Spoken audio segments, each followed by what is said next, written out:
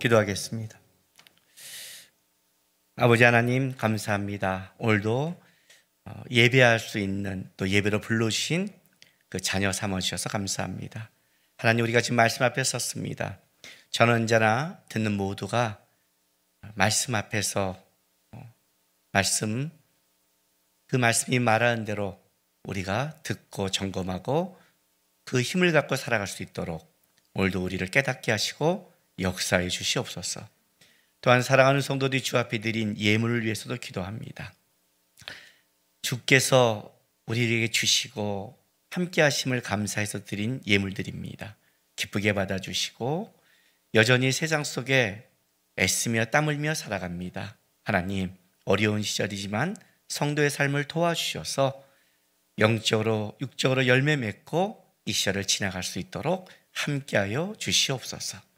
감사하며 예수님의 이름으로 기도했습니다. 아멘. 하나님의 말씀 보겠습니다. 누가복음 23장 8절에서 12절까지입니다.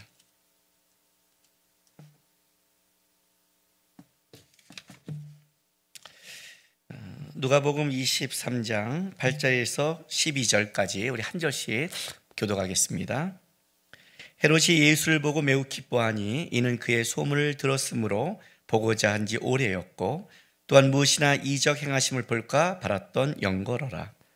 여러 말로 부르나 아무 말도 대답하지 아니하시니 대제사장들과 서기관들이 서서 힘써 고발하더라.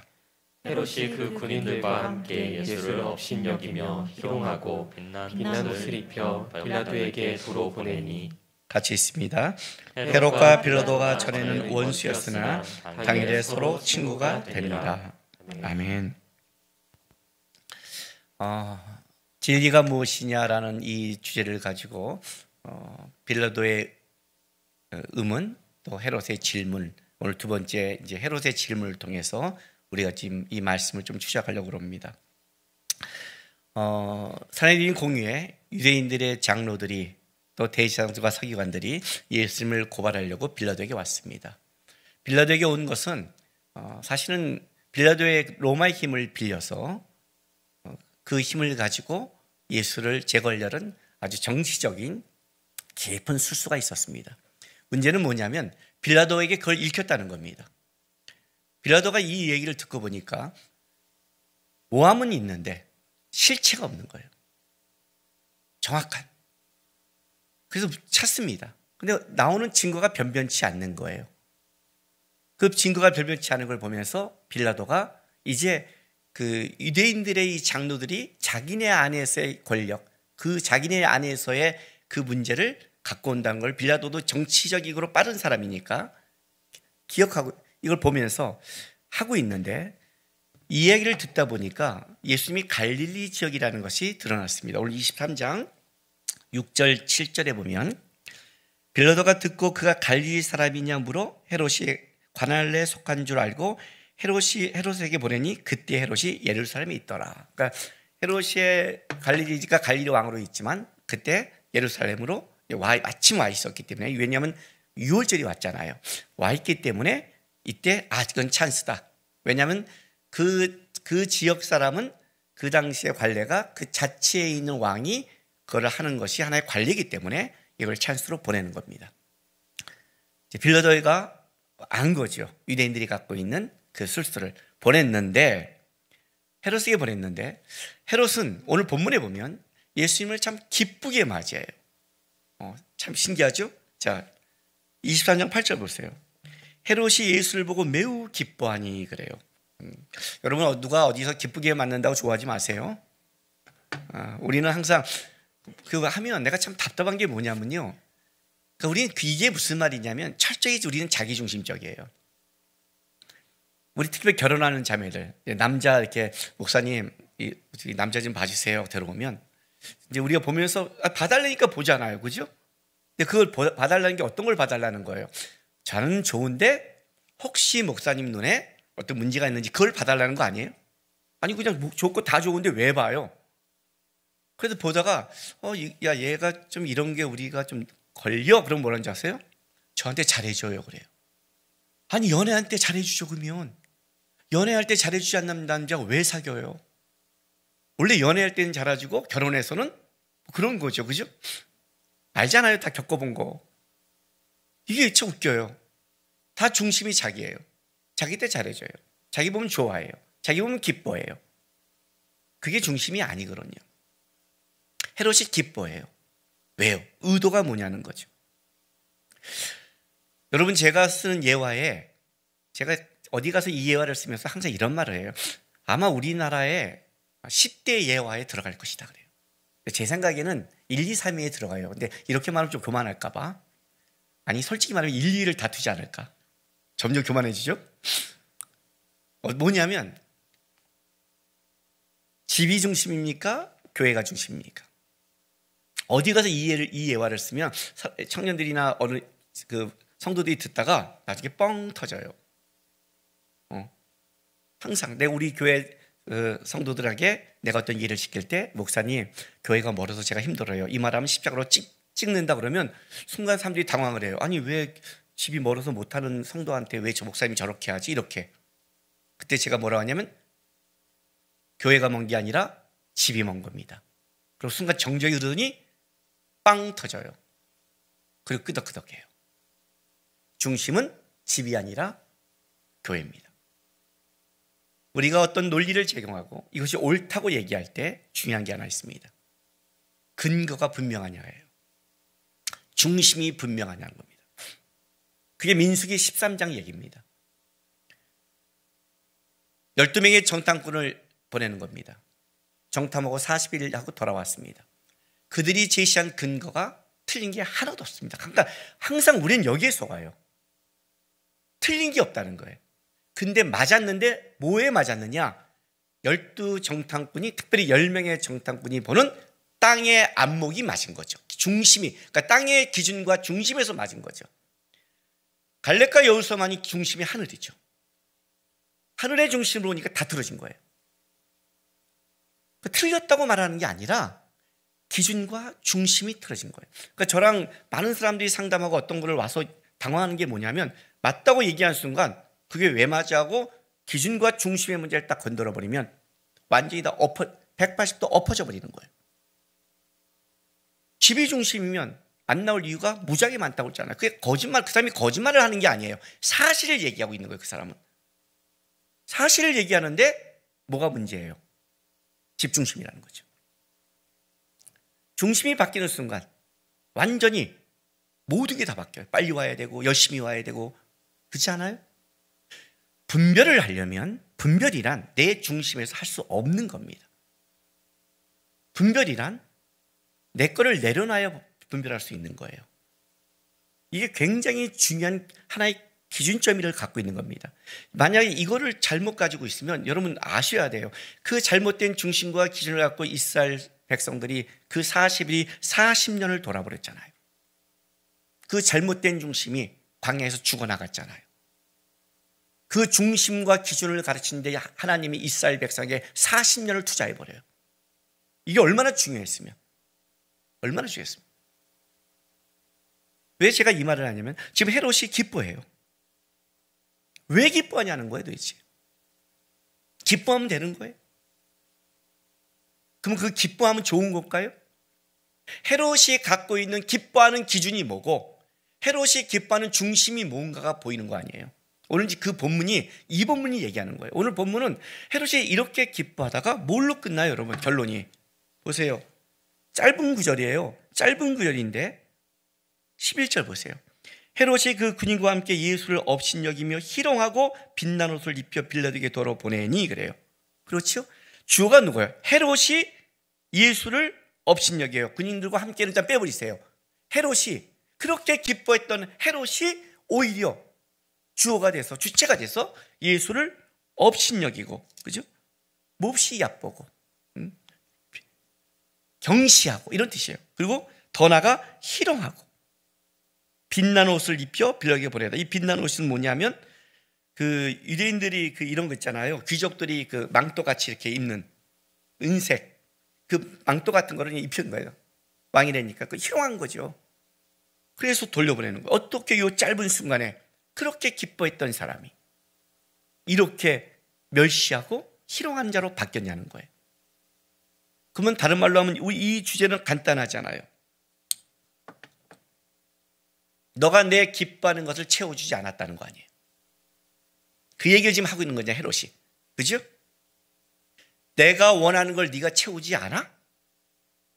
그러니까 멸시하고 희롱한 거잖아요. 그러니까 빌라도는 처음부터 예수님이 온 게 부담스러웠어요. 유대인의 일에 끼고 싶지 않았어요. 근데 빌라도가 가장 헷갈린 건 이 부분이에요. 이 많은 사람들이 자기를 모함하고 있는데 왜 항변하지 않지?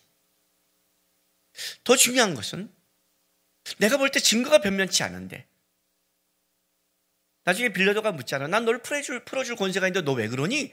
오직 답답한 빌라도가 이런 얘기를 해요. 그랬더니 예수님이 뭐래요? 야, 하늘에서 권세를 주지 않았으면 못해. 헛소리 하지 마. 이런 얘기를 하잖아요. 그러니까 빌라도가 답답한 거예요. 뭐 이런 사람이 있지? 증거도 변면치 않고 나는 너에게 호의를 갖고 있는데 네가 왜 이렇게 입 다물어? 그 얘기를 하는 거예요.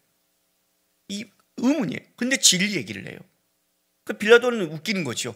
도대체 진리가 뭐야? 이렇게 끌려가서 당하는 게 진리야? 이렇게 옳다는 걸 말 못하는 게 진리야?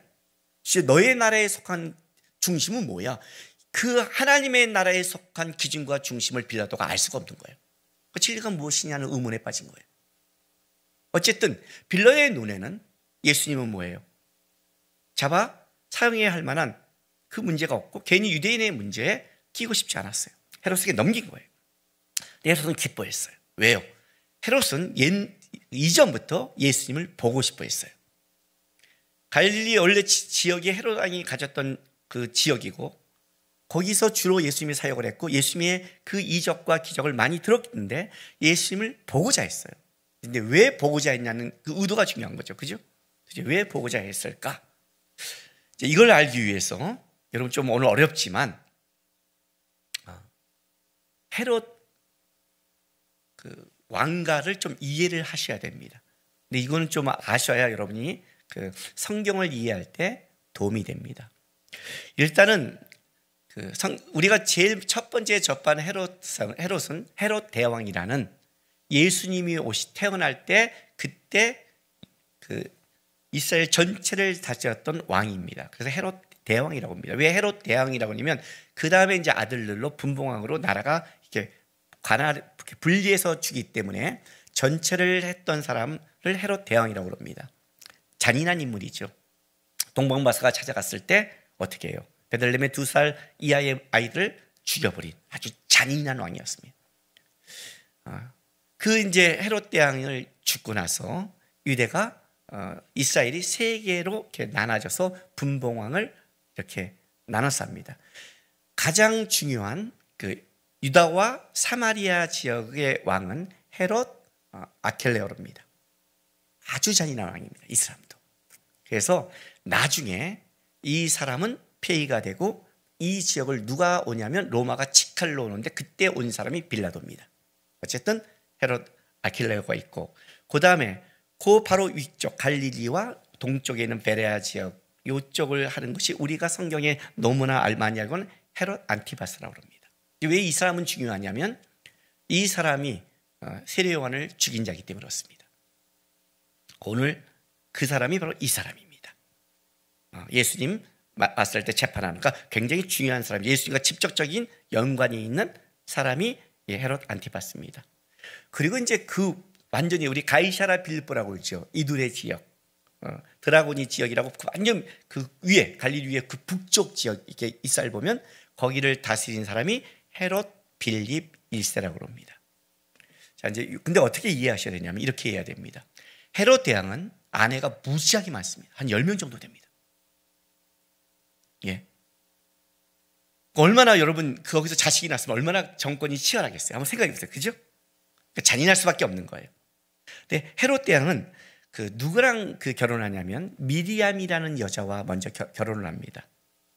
근데 이 미리암이 왜 이렇게 중요하냐면 이 여자가 그 유대로 따진다면 유대 정통 왕조가 하스본이라는 왕조가 있습니다. 그쪽에 혈통을 갖고 있는 딸입니다. 왜냐하면 그 헤롯은 유대인이 아니잖아요. 아닙니다, 여러분. 헤롯은 유대인이 아니기 때문에 이스라엘을 다스릴 때 항상 어떤 문제가 있냐면 정통성 문제가 벌어져요. 이게 헤롯이 굉장히 어려웠어요. 그래서 헤롯이 유대인의 환심을 사기 위해서 뭘 하냐면 그 성전을 건축해 주잖아요. 그런 정치적 술수를 쓴단 말이에요. 유대를 다스리기 위해서. 그래서 미리암이라는 여자를 그 정통성을 가진 여자와 헤롯 대왕이 결혼을 합니다. 나중에 이 헤롯 대왕이 어떤 짓을 하냐면 이 미리암과 그 자식을 다 죽여버립니다. 자기 정권 유지에 자식까지 안 믿는 거예요. 그리고 자기 후계자도 6번 이상 바꾸고 후계자를 막 죽여나가니까 어떤 말이 있었냐면 헤롯의 자식으로 태어난 것보다 헤롯 집안의 대지로 태어난 것이 안전하다는 말이 돌 만큼 잔인한 자입니다. 아주 잔인한. 그러니까 이 집안은 잔인했어요. 그 자식들이 얼마나 긴장하겠어요. 그죠? 왜냐하면 헤로디아가 바로 이 하스몬 왕조의 혈통을 가진 여자이기 때문에 중요한 겁니다. 이 첫째, 그 밑에 있는 그 유대와 사마리아를 다졌던 헤롯 아킬레오와 헤롯 안티파스는 형제입니다. 그러니까 엄마가 많은데 이 사람은 형제입니다. 그런데 위에 있는 헤롯 빌립은 배다른 그 엄마죠. 다른 그 여자를 통해 난 사람이 헤롯 빌립 1세. 그러면 헤롯 빌립 2세는 같대? 아니요. 헤롯 빌립 2세도 또 다른 엄마예요. 복잡하죠? 무지하게 복잡한 집안이에요. 그러니까 완전히 배가 다른 이제 아들이니 요 사람과 저 사람은 약간 빌립과는 경쟁 관계가 더 있을 거 아니에요. 근데 헤롯 빌립이 자기의 정통성이란 걸 더 가지고 싶어서 헤로디아와 결혼하는 겁니다. 그러다가 이혼한 것을 바로 헤롯 안티파스가 그 정통성을 갖고 싶어서 배다른 형제의 아내를 데리고 오는 거예요. 이거를 세례 요한이 지적한 겁니다. 이거는 근친상간이다. 물론 그 당시에 근친상간은 형제끼리 이렇게 나중에 결혼합니다. 하스만 결혼하는 근데 좀 떨어졌죠. 이거는 너무 직접적인 거기 때문에 세례 요한이 이 문제를 직접적으로 언급한 겁니다. 언급한 거. 그래서 이제 세례 요한이 죽는 사건이에요. 얼마나 지금 이 이스라엘이 복잡하게 돌아간지 아시겠죠? 여러분 나중에 성경을 읽다 보면 뒤에 나옵니다. 뒤에 그 헤롯 아그리빠라는 나오는데 헤롯 아그리빠는 이쪽도 계통이 아니라 다른 그 아내 쪽에 또 계통인 겁니다. 그럼 이게 얼마나 복잡하겠어요? 여러분이 나오는 헤롯 아그리빠 1세, 뭐 2세, 1세, 2세는 부자관계지만 빌립 1세, 빌립 이런 것들이 그냥 헤롯이라니까 다 형제구나. 같은 가족이라고 이해하지 말라는 겁니다. 그 당시에 헤롯의 자식들은 헤롯 대왕의 그 권력욕에 두려움에 떨고 생명을 유지하기 위해서 살기 위해서 겉모습가 뛰어나야 됐으며 그리고 정권을 잡으면 자기 정권을 잡기 위해서 잔인해야 되고 굉장히 이 정치적 외교술이 뛰어나야 됩니다. 특별히 로마의 관계를 유지해야 됩니다. 로마가 인정하기 때문에. 그러니까 외교적인 거, 술수, 권모, 잔인함 그게 극에 달할 때가 바로 예수님이 온 그 시대였다는 걸 이해하셔야 되는 겁니다. 이해가 되세요? 그러니 헤롯 안티파스는 어떤 사람이겠습니까? 진짜 교활한 사람이죠. 진짜 머리가 팍팍팍 돌아가죠. 그리고 잔인하죠. 이 사람들은 누구를 제거하고 자신의 이익과 관계없을 때는 진짜 자식과 형제마저 죽일 수 있는 뭐 근친상간이도 상관없어요. 정통성을 위해서는 누구라도 결혼할 수 있고 누구라도 제거할 수 있는 그런 시대가 바로 이 시대를 살아가고 있는 겁니다. 그래서 오늘 성경 마지막에 빌라도와 헤롯이 친구가 됐다는 말이 아주 이 말이 성경이 탁 찝는 게 뭐냐면 이 시대를 안다면 절대 친구가 될 수 없는 절대로 안 되는 그자가 친구가 됐다면 이 문제는 뭐예요? 그들이 얼마나 진리편에 반대편에 쓴 자인 것을 성경이 지적하는 거예요. 이게 단순하게 나온 말이 아니에요. 그런 시대 속에 지금 헤롯 안티파스라는 사람이 있는 겁니다. 됐죠? 굉장히 복잡한 겁니다. 이들은. 그런데 재밌는 건 뭐냐면 이 헤롯 안티파스는 또 복잡한 사람입니다. 지금 헤롯 그 왕가도 복잡해 죽겠는데 이 사람 성격도 복잡해요. 왜냐하면 헤롯 아킬레오는 아주 잔인한 사람이에요. 그냥 이 사람 잔인의 끝판왕이기 때문에 그냥 딱 추출됐지만 이 헤롯 안티파스는 아주 교활하고 어떤 때는 딱 욕을 먹을 각오를 하더라도 뭐예요? 배다른 동생의 아내와 결혼할 수 있는, 다 어떤 사람이 다 욕을 해도 난 정통성 가져 그러면 할 수 있는 대담성과 잔인함을 갖고 있는 동시에 또 묘한 경외심까지 갖고 있었어요. 자, 마가복음 6장 20절 보겠습니다.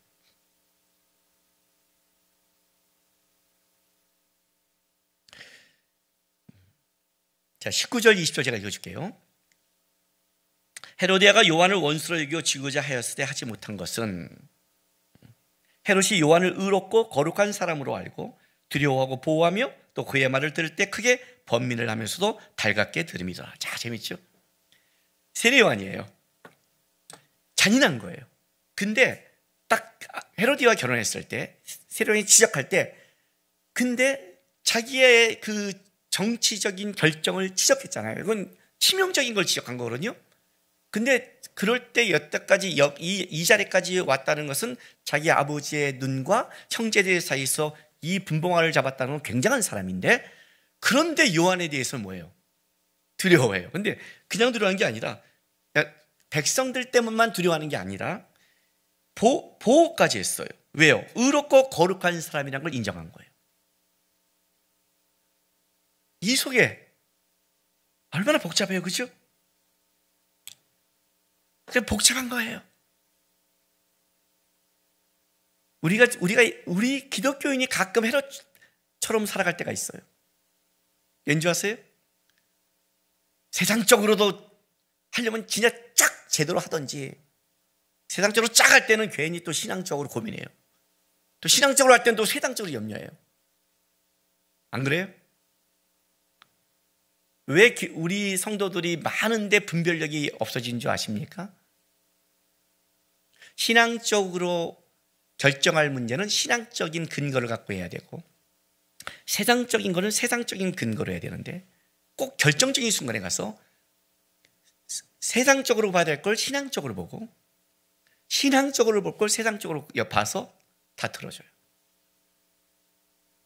세상적이라고 말하니까 제가 다른 말로 할게요. 일반 은총적인 것. 자, 내일 시험이에요. 기도해야 돼요? 공부해야 돼요?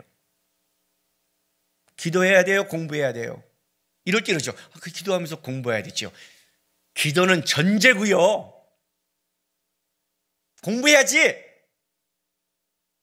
아침에 일어나 직장 가야 돼요? 말아야 돼요? 기도하면 돈 떨어져요? 떨어지던데요. 가끔 하나님 살아계시는 것 때문에. 그러나 하나님 대부분 가끔 돈 주고 뭐라고 그래요? 다시 일 나가시키잖아요. 오늘 다 경험하잖아요. 경험. 땀 흘리는 거 일반 응청적. 장사를 할 때 목이 좋아야 돼요? 아니어야 돼요? 하나님 역사해요? 그래서 내가 아프가니스탄에 장사해도 하나님 역사해요? 일반 추적 가지 말아야 될 것, 가야 될 것. 그건 세상적인 거죠. 그죠? 세상적인 건 세상적, 일반 은총은 일반 은총으로 봐야 되고, 신앙은 신앙으로 봐야 되는데, 언제 여러분이 틀어지냐면 일반 은총적으로 해야 될 거를 신앙으로 접근해요. 그 신앙 있는 것처럼. 그래서 틀어져요.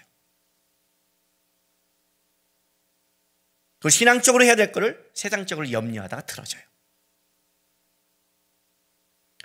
딱 이 문제예요. 세상적으로는 다 추구하면서도 이 안에 뭐예요? 복잡한 거예요. 거룩하고 의로운 사람이에요. 죽이지는 못해요. 그러나 따르지도 않아요. 이러니 얼마나 이 안에 복잡하겠어요. 우리가 얼마나 지금 복잡해요. 우리 삶들이. 그래서 복잡한 거예요. 실제로.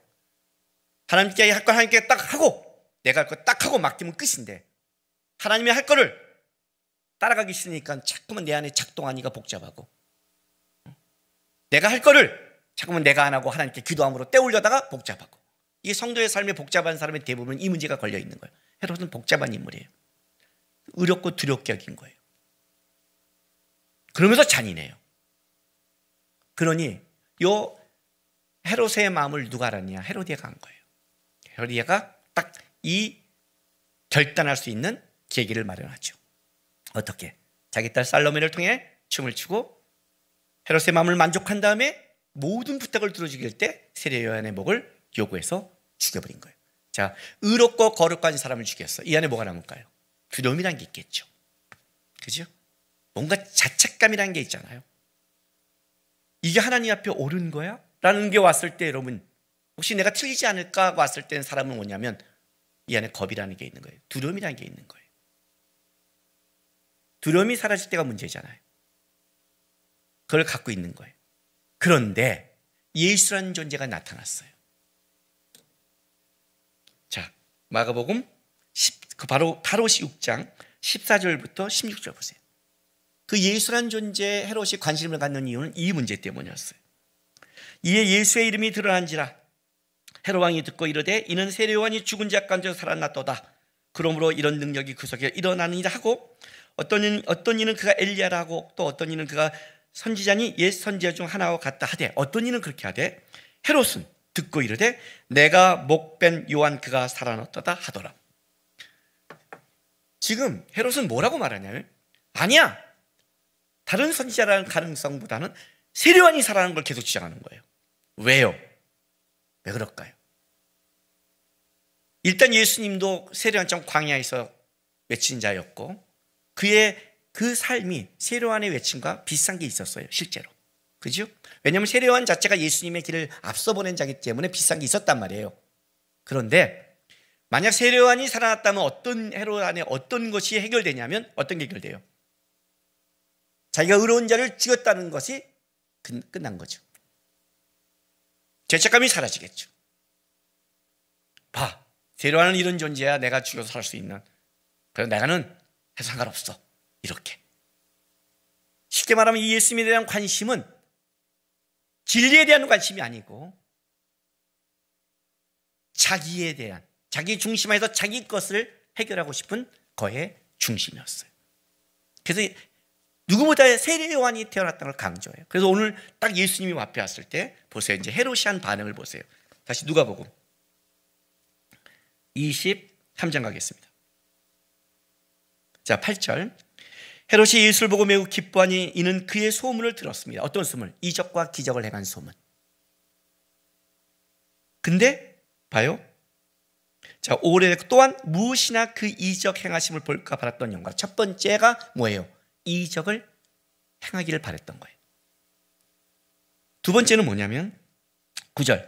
여러 말로 물으나 아무 말도 대답하지 않으시자. 여러 말로 물으나, 이 물으나가 미완료예요. 미완료라는 건 뭐냐면 끊임없이 계속해서 묻는다예요. 완료되지 않는. 이것이 다른 걸로 어떻게 이 단어 속에 어떤 뜻이 의미가 포함되냐면 충분한이라는 것이 표현되어 있어요. 그러니까 이런 뜻이죠. 헤롯이 자기가 궁금한 것을 충분히 물어봤다는 거예요. 물어볼 만큼 충분히 물어봤어요. 어떤 걸 물어봤을까요? 세례 요한에 관계된 거 너 막 계속 물었겠죠. 근데 예수님이 침묵하세요. 이적을 행하겠는데 이적을 행하지 않아요. 여러분, 사실은 예수님 입장에서 본다면 이건 찬스예요. 빌라보다보다 더 좋은 찬스예요. 왜냐하면 헤롯이 만약에 세례 요한을 죽인 죄책감이 있기 때문에 다시 예수님이 이적을 보였고 예수님이 충분히 설명했다면 세례 요한, 헤로디아와 연결되기 때문에 어쩔 수 없이 죽인 세례 요한이에요. 헤로디아와 연결되지 않을 때는 세례 요한을 죽이지 않았고 헤로디아 문제를 직접 한 세례 요한도 곧바로 죽이지 않고 두려워했던 헤롯이라면 예수님과 연결되기 아무것도 없기 때문에 오히려 풀어줄 수 있는 찬스였죠. 그 자기의 죄책감도 면할 수 있고 나는 의로운 자를 인정이라는 이 세례 요한에 했다는 걸 다시 한번 회복할 수 있는 정치적인 아주 찬스예요. 헤롯은 지금 이것 때문에 부른 거예요. 자기 찬스 때문에 갖고 있어서. 그러니까 여기에 만약 예수님이 어떤 이적을 딱 했으면 모세가 행한 거 몇 개 좀 더 하지. 뱀이라도 좀 팍 나타나게 하시면. 그죠? 했다면 이렇게 의로운 자를 세례 요한에 이런 자를 어떻게 할 텐데 이 찬스를 예수님이 침묵해버려요. 그러니 여기 보세요. 10절 보세요. 대제사장과 이 유대인들도 이것이 굉장히 위기가 온 거예요. 그러니까 대제사장과 서기관들이 서로 힘써 고발해요. 힘써. 왜? 이러다가 만약 헤롯이 풀어지면 자기네가 했던 모든 게 다 깨져버리니까 힘써 고발하고 막 여기서 고발하고 예수님은 찬스인데 침묵하고 계세요. 세례의 눈에 예수님은 어떻게 보인 줄 아세요? 헤롯의 눈에 세례 요한과 너무나 대조되는 인물이에요. 극실망. 무슨 말인지 아세요? 세례 요한은 자기 앞에 당당했던 자예요. 목숨을 걸고 하나님의 뜻이 아니라고 자기 앞에 선포했던 자가 세례 요한이에요. 그는 광야에서 외치는 자였고 두려움이 없는 자였어요. 거침이 없었어요. 진리에 대해서. 그래서 두려워했어요. 그래서 의롭다고 말한 거예요. 그런데 그 예수는 어떤 것도 말하지 않고 어떤 이적도 행하지 않고 자기를 증명도 하지 않고 어떻게 돼요? 침묵하고 있는 이런 자가 선지자야? 이런 자가 의로와? 진짜 연약한 그런 자의 모습이 예수님의 모습이었어요. 그러니까 기가 막힌 거죠. 그동안 자기의 질문과 자기의 보낸 눈에서 딱 아니라는 순간이 든 순간 헤롯은 돌변하기 시작했어요. 어떻게? 모독하기 시작했죠.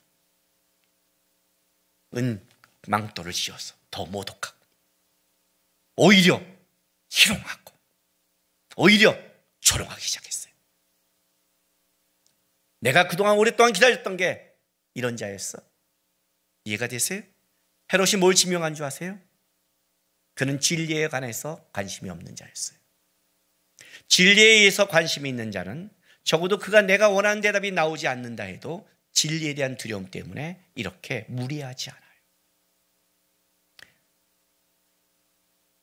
질문은 그 사람의 속의 것을 드러내는 거예요. 질문은 수준을 드러내요. 나는 아직도 잊지를 못해요. 제가 신대원 다닐 때 교수님 이름이 이제 말씀드리지 않지만 아는 사람은 아시니까 와서 딱 강의를 했는데 15분 딱 강의를 했는데 2시간 강의에 학생 하나가 소리를 딱 들었습니다. 질문하다가 뭐야? 그랬더니 근데 교수님 이건 왜 그래요? 딱 질문한 순간 딱 볼펜을 탁 이 분필을 내리시고 그 학생을 딱 이렇게 쳐다보세요. 그러더니 불빛을 탁 던지고 하는 말이 나 집에 간다. 가버렸어요. 우리는 다시 들어올 줄 알았거든요. 뭐라고 들어올 줄 알고 커피 한 잔 먹고 들어올 줄 알았는데 진짜 가버렸어요. 요즘 제가 그걸 느껴요. 제가 설교하다가 여러분 눈빛 보고 배가 내려갈 수도 있고 강의하다 내려갈 수 있어요. 왜?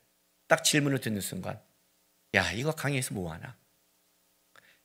질문을 듣는 순간 설명하면 알까? 왜냐하면 그 질문 속에 자기가 꽉 차 있는 것 수준과 모든 게 다 나오잖아요. 헤롯의 질문 속에 예수님은 답변할 게 아무것도 없는 거예요. 아무것도 없는 거예요. 왜 내 질문에 답하지 않으세요가 아니라 답할 만한 질문이 아니니까요. 그랬더니 헤롯이 어떻게 뭘 증명했어요? 자기가 자기를 증명했잖아요. 왜? 적어도 부자 청년은 진리에 대한 관심은 있었어요. 그래서 예수님께 무릎을 꿇었지만 그는 슬피 울며 어떻게 해요? 돌아가요. 왜? 진리에 관심이 있으면 적어도 이런 건 있어요. 슬피 울며 돌아가는 게 있어요. 무례하지 않는다고요, 절대. 근데 헤롯은 무례했어요. 왠지 아세요? 진리에 관심이 아니라 자기의 관심이 있으니까. 자기의 관심이 있는데 그걸 충족시키지 않는 자는 어떻게 돼요? 헤롯처럼 하는 거예요. 그래서 어떤 질문이 아니라 그 질문 속에 그 다음의 행동을 보면 그가 진짜 진리를 위한 삶인가 아닌가를 분별할 수 있는 게 여기서 나오는 거예요. 헤롯은 희롱하기 시작했어요. 조롱한 거예요. 근데 성경이 이렇게 말을 해요. 결론을 뭘로 내리냐면 헤롯의 희롱과 조롱으로 내리지 않고 12절로 내렸어요. 헤롯과 빌라도가 전에는 원수였으나 당일에 서로 친구가 되니라. 이렇게 내렸어요. 친구가 됐다. 무슨 뜻일까요? 쉽게 설명할게요. 친구는 마음이 통해요. 절친은 진짜 통하는 거예요. 절친은 얼굴만 봐도 너 속상하는 이니? 이렇게 말을 해요. 원수는 어떤 자예요? 마음이 안 통해도 이렇게 안 통할 정도가 아니라 죽이고 싶을 정도로 안 통한 자가 원수예요. 그죠? 우리 안에서 제 얼굴도 보기 싫어. 저기서 오는 순간 나는 여기 머리 빠져. 이런 거 원수잖아요. 그전에는 원수였어. 왜? 정치적으로 로마와 다른 정치잖아요. 얼마나 복잡해요, 여러분. 로마의 권력 속에 이스라엘의 권력이 이스라엘 땅을 다스리는데 헤롯은 유대인도 아닌 자가 다스리고 있고 유대인은 또 유대인의 사내들이 공예가 있고 이 이스라엘은 얼마나 복잡하게 돌아가겠어요. 그죠? 그러니 서로가 견제하는 원수였었는데 당일에는 뭐예요? 마음이 통했다. 이렇게 말하는 거예요. 마음이 통했다. 뭐에 대해서? 예수에 대해서. 뭐에 대해서? 진리에 대해서 관심이 없음을. 예수에 대해 관심이 없음이 마음이 통했다라고 얘기하는 거예요. 이 말을 하는 겁니다, 여러분. 예수를 보고 있습니다. 예수께 의문도 갖습니다. 예수께 질문도 합니다. 문제는 이겁니다. 예수께는 관심이 없습니다. 내가 생각하는 의문, 내가 생각하는 질문만 있는 겁니다. 이것을 얼마나 많은 이 땅의 그리스도인들이 얘기하는지 모릅니다. 주님이 살아계신데 내 삶은 왜 그래? 주님이 살아계신데 나한테 왜 이렇게 말해? 왜 내가 기도하는데 응답하지 않아? 헤롯과 같이 우리는 얼마나 이런 질문을 하는지 모릅니다.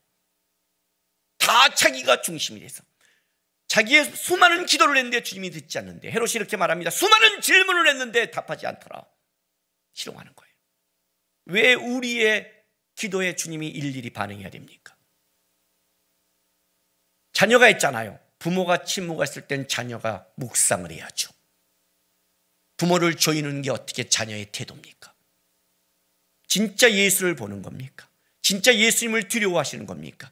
진짜 예수님 앞에 서는 것을 그날에 내가 사는 삶을 평가받는 두려움과 경외감이 있는 겁니까, 여러분? 진짜 예수는 보이는 것입니까? 그래서 우리는 예수를 우리 입으로 조롱하는 겁니다. 기독교의 타락은 세상의 악함이 아닙니다. 기독교인의 타락입니다. 기독교의 예배의 타락은 기독교인들이 하나님의 예배를 우리 스스로 멸시하고 우리 스스로 신앙의 삶이 무너졌고 우리 스스로 세상과 타협했기 때문에 무너지지 세상의 공격으로 무너지지 않습니다. 수많은 어려움과 공격 속에 기독교는 무너지지 않습니다. 오늘 예수님이 그겁니다. 나는 그런 대답에는 관심도 안 가죠. 침묵하신 겁니다. 예수님은 하나님만 관심이 있었습니다. 하나님의 뜻만 쫓았습니다. 진짜 우리가 하나님 앞에 쓴다면 내 문제가 아니라 하나님이 원하는 질문이 뭘까? 하나님이 원하는 뜻이 뭘까? 하나님이 뭘 원하실까를 생각하면서 그렇게 나가야 어느 순간 우리도 예수님이 하나님을 따라한 진리의 발자취를 쫓는 것처럼 우리도 진리 안에 살아가고 진리 안에 자유함을 누리는, 기쁨을 누리는 삶을 배우게 되는 것입니다. 내가 예수님께 의문을 가졌다, 내가 말씀에 의문을 있다, 질문했다고 해서 여러분 신앙이라고 착각하지 마십시오. 헤롯과 같은 질문, 헤롯과 같은 생각, 혹시 그러지는 않았나를 점검하시고 주님, 온전한 마음으로 예수를 보고 온전한 마음으로 예수님을 뜻을 쫓는 주의 백성들에게 도와달라고 그렇게 살아가시기를 부탁드립니다. 기도하겠습니다.